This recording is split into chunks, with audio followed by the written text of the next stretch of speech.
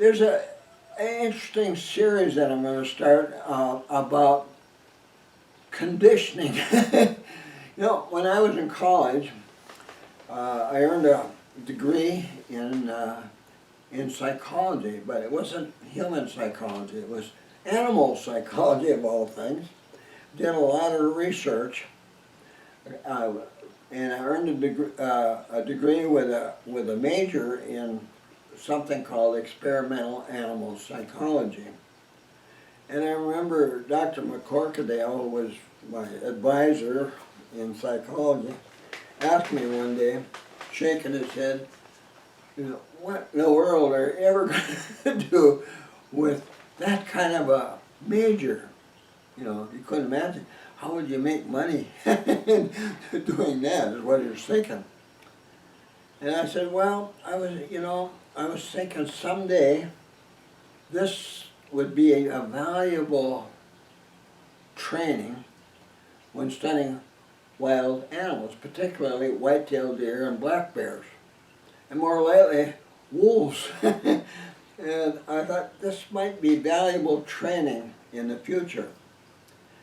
And a part of all that research had to do with conditioning in various ways, doing things that would make those animals react a certain way. When they're confronted by something, whether dangerous or friendly or whatever, they react a certain way. And without thinking about it, us hunters are conditioning whitetails all the time. In many ways, negatively or positively, we are. And in the case of positively, it would improve your likelihood of taking older bucks. Older bucks can be conditioned by doing certain things. And some of those things we only learned during the last, 30 years. Tipped off by the gray wolves living in my study area. They showed us some of the things we could do to condition whitetails, especially older bucks in our case, that would make them more vulnerable to our hunting.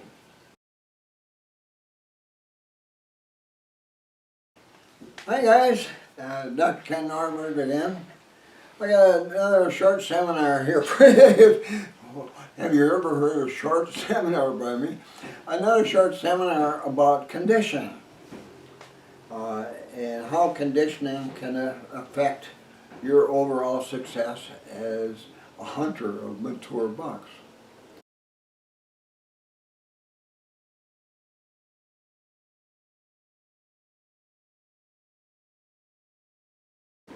And this is maybe not uncommon, or it is common where you hunt, but you didn't realize how important it was. Now, one of the things we normally do, when we fire at a buck and it goes down, most of them just are dropped in their tracks, we don't rush to it. We stay back away from it for about 15 minutes.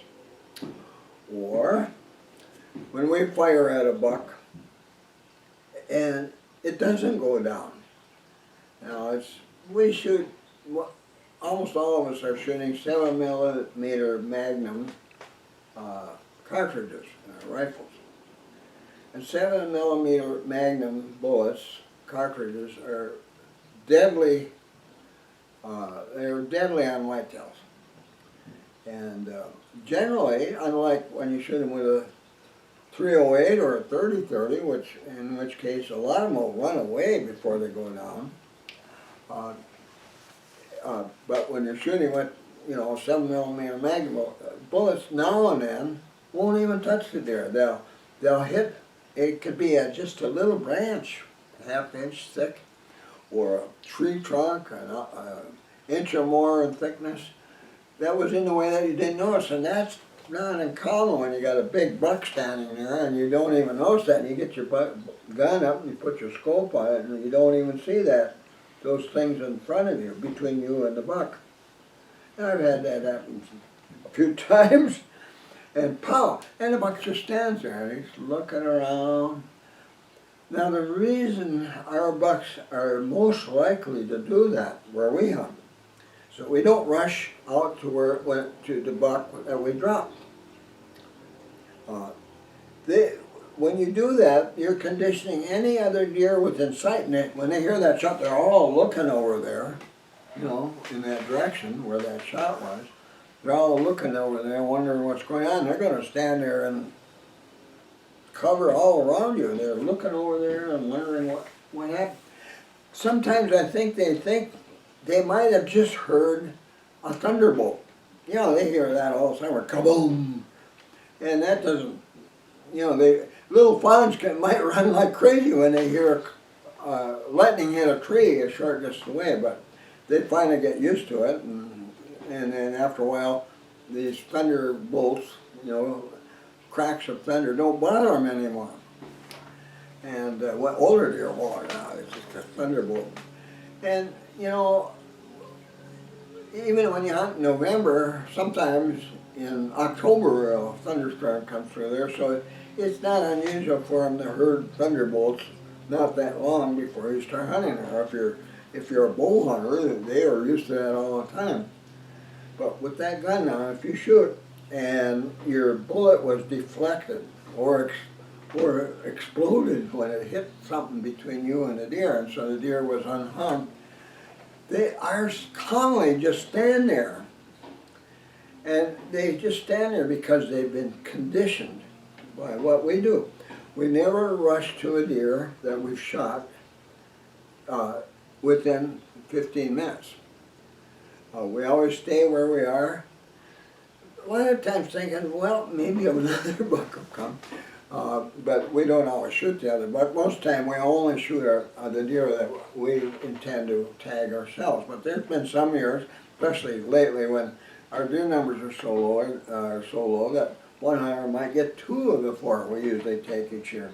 Last year, one got 3 of the 4.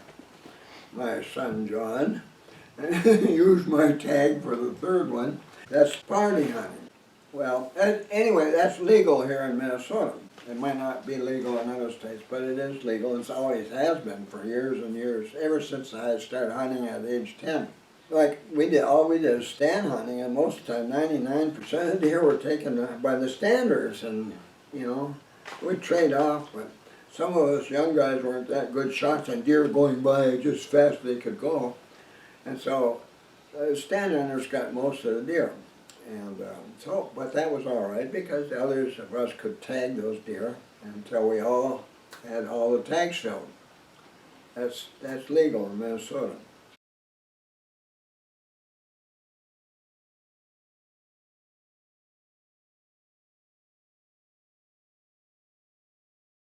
When we fire at a buck and it goes down, we don't rush to it. And the same with bear hunting. We don't rush to where a bear went down. We always wait at least 15 minutes, sometimes a little longer, before we go to where the bear went down.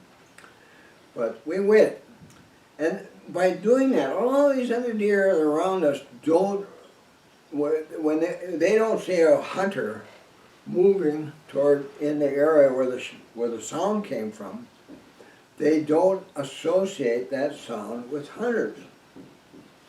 And they're more likely to associate that sound with lightning, a bolt of lightning. And quite often, that has given the hunter another opportunity to make sure there's nothing in the way and fire at the deer and get it. And I've taken some like that during those 30 years, and my son John has last year. He had that happen. And that's a good thing. That improves your chances of taking a big buck. It's another form of conditioning. Now, there's going to be lots more forms of conditioning to talk about in the future, but here's another one for you to think about. Okay?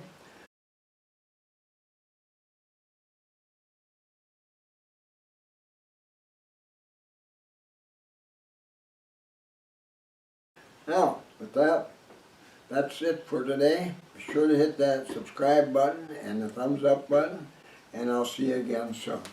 Be sure to visit my website. Here's the link. Here you'll find links to my blog posts, my Twitter account, my YouTube account, my Amazon store with links to my ebooks, my son's eBay store, a money saver if you're ordering from Canada or other countries, my website bookstore, and much more.